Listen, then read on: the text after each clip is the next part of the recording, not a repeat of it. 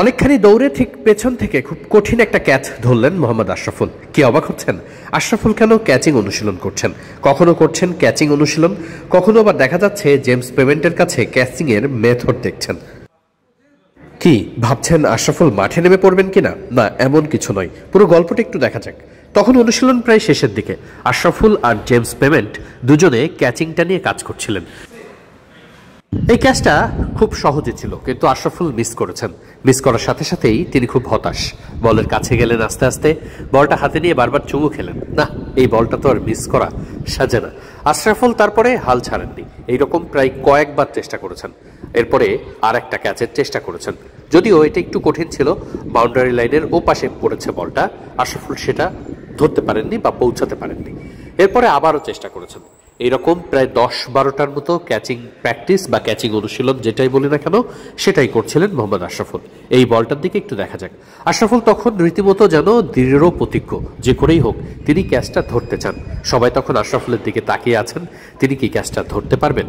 লম্বা সময় ধরে আশরাফুলের ক্যাচ ধরার এই প্রতিযোগিতা দেখে আপনার মনে হতেই পারে আশরাফুল কেন ক্যাচ নিয়ে এতটা সিরিয়াস। আশরাফুলের তো বাংলাদেশের জার্সিতে আর মাঠে নামার কোনো সুযোগ নেই। তিনি এখন এই দলের কোচ।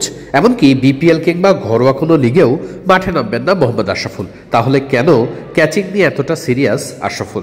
আশরাফুলের শেখার কিংবা শেখানোর ধরনের মাঝে একটা পার্থক্য আছে, সেটাই যেন এখানে পরিলক্ষিত হয়েছে।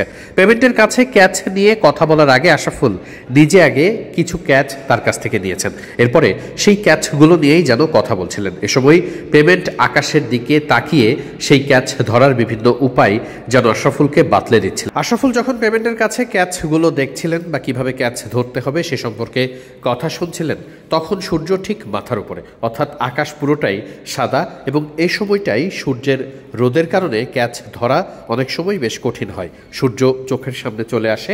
ঠিক সেই পরিস্থিতিতে কিভাবে সূর্যের আলো ভেদ করে ক্যাচটা ধরতে হবে, টেকনিকগুলো অবলম্বন করতে হবে, যেন সেটি আশরাফুলকে বুঝিয়ে দিচ্ছিলেন।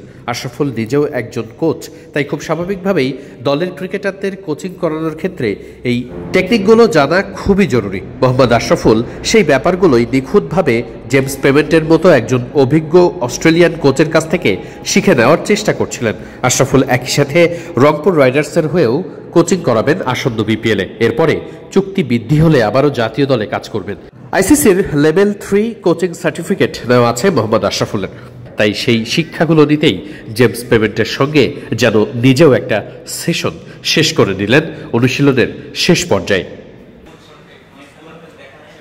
ক্রিকেট সংশ্লিষ্ট অনেকেই বলে থাকেন আশরাফুলের ক্রিকেট সেন্স বাংলাদেশের অন্যতম সেরা। আশরাফুলের কোচিংয়ের বিভিন্ন টেকনিক জানার উপায়টাও যেন মনে হলো একটুখানি ব্যতিক্রমী। আগে নিজে 1-2টা ক্যাচ ধরে নিলেন, এরপরেই সেগুলো নিয়ে পেমেন্টের সঙ্গে কথা বললেন, যাতে করে খুব নিখুঁতভাবেই টেকনিকগুলো সম্পর্কে ধাতস্থ করা যায় ক্রিকেটারদেরকেও। তাহলে তিনি শেখাতে পারবেন সেভাবেই। আশরাফুলের এই চেষ্টার প্রশংসা করতেই হয়।